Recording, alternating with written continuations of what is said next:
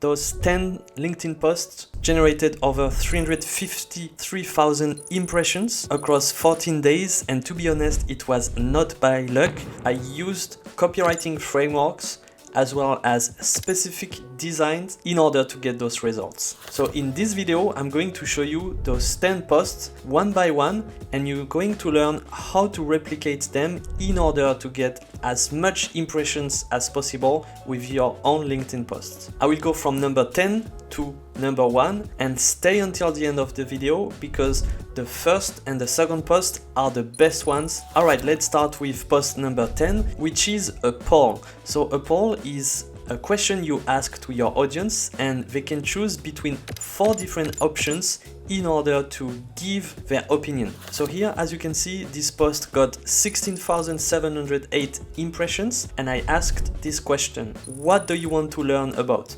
First, offer creation. Second, positioning and messaging. Third, B2B content. And fourth, sales systems. And as you can see, positioning and messaging got 34% and B2B content got 32%. So what you can do here is ask a question to your audience when you want to know a specific thing about them. It can be their problems, their objectives, their motivations, or their topics of interest, as I asked in this one. For post number 9, as you can see, it's an infographic with 3 circles, and the topic is about positioning. As you can see in the poll just before, I asked them what they wanted to learn about, and they said positioning and messaging. So I used this topic for my infographic. And this is why this post got a lot of results, because I'm talking about something that my audience is interested about. And of course, the post has a nice infographic with a hook that says you cannot really choose your positioning. So you see, it's triggering curiosity because I'm saying that you cannot really choose it. So they want to know more and they want to learn how to actually control it,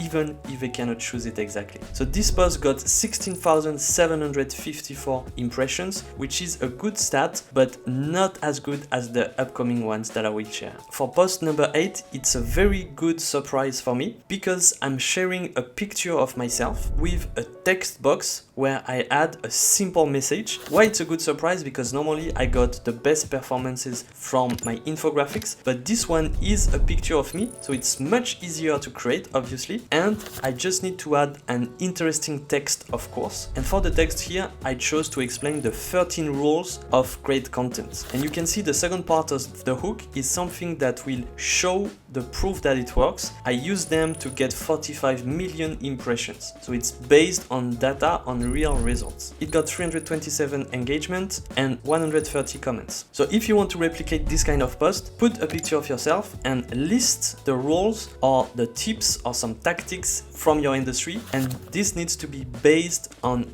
actual things that you've done in the past. It will give more weight to what you're saying. The next one, number 7, is a disappointment. Why? Because as I said, number 8 was a good surprise because usually I don't get good results, but I got good results with this post, that is post number 8. And with post number 7, normally I get very good results with the checklists, and here the checklist didn't get the results that I was expecting. Still, it got over 19,000 impressions, and as you can see, it's a list of things that you should do in order to conduct a social selling routine. So if you want to create this kind of checklists, you need to list all the different elements that are important in a tactic or in a workflow or a process of your industry. Put it inside an infographic, use a text as well to describe a little bit more about the infographic, and post it. Usually it gets very good engagement and it's a great way to package your knowledge. Number 6 is this post. As you can see, it's a comparison between 2 elements because, as you might know, the human brain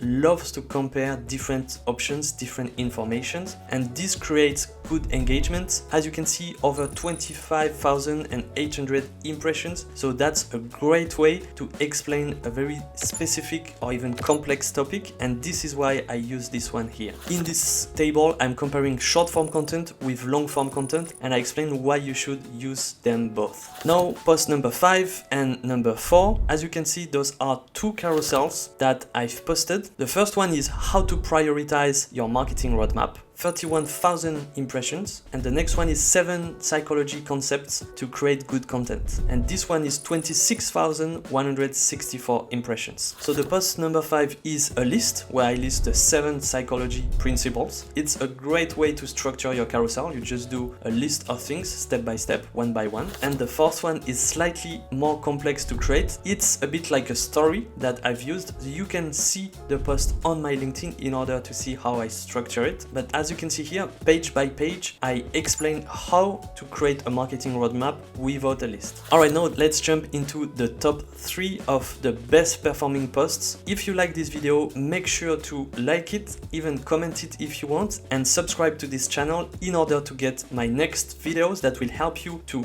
grow your business and your personal brand on LinkedIn. And also I will talk about content marketing in general. So number 3 is definitely my favorite post of this list. Why? Because I'm talking about a very specific and complex topic about B2B marketing. So here I'm proposing to my audience a B2B marketing strategy for 2025, and I'm giving a very macro point of view about what it should be. I'm not stepping into too much details about each tactic. It's really at the strategy level, and that's why I like writing about it. And as you can see, it got 38,000 impressions. So it's a good post for multiple reasons. First, it positions me as an industry expert that is explaining what is going to happen in B2B marketing. Second, it's also a great way to promote my course, because what I'm talking about inside this post is linked to my course, of course. So when they want to go further, they can have a look at my landing page. And also why it's a great piece is because I will be able to use each part of the image of the text to write another post, which is called repurposing. For example, here I can do a post about the passive buyers, a post about active buyers, a post about content ecosystem, a post about social selling, a post about ABM, and a post about inbound, or even about intent signals. So you see, with one single post, I'm able to generate multiple ideas that I will be able to reuse in my next LinkedIn posts, but also on my YouTube channel, on my newsletter, and so on. So now here is the second post of the top 10, which got over 76,500 impressions. So as you can see, it's starting to be really high, and it's an infographic about the fact that in marketing, and especially in content marketing, most of the work is invisible, meaning that what your audience can see is only a small part of what you have actually created. And the title is Content Marketing is 80% of Invisible Decisions. So here it's a very important title where I give a key information and it structures the way they will see the post. So now they understand with this hook, with this headline, what I'm talking about, and they can read the post having this title in mind. So then there is an infographic where I explain all the steps that you need to go through in order to complete the right content strategy for your B2B business. And you see, with this headline, I give an angle to the post, to the infographic, and to the topic. Alright, now let's talk about the first post of this top 10. As you can see, it's an infographic as well. It got 87,611 impressions, and here I have an infographic that I've previously posted. It's 3 circles that helps me to structure the way that you should do content marketing. And what is important here is that I've already published it in the past. So this one got 1,299 engagement with 150 comments and a lot of reposts, but the one I've posted 8 months ago got 4,557 engagement and 465,251 impressions. So as you can see, the general reach on LinkedIn has decreased, but it's also because it's a repost.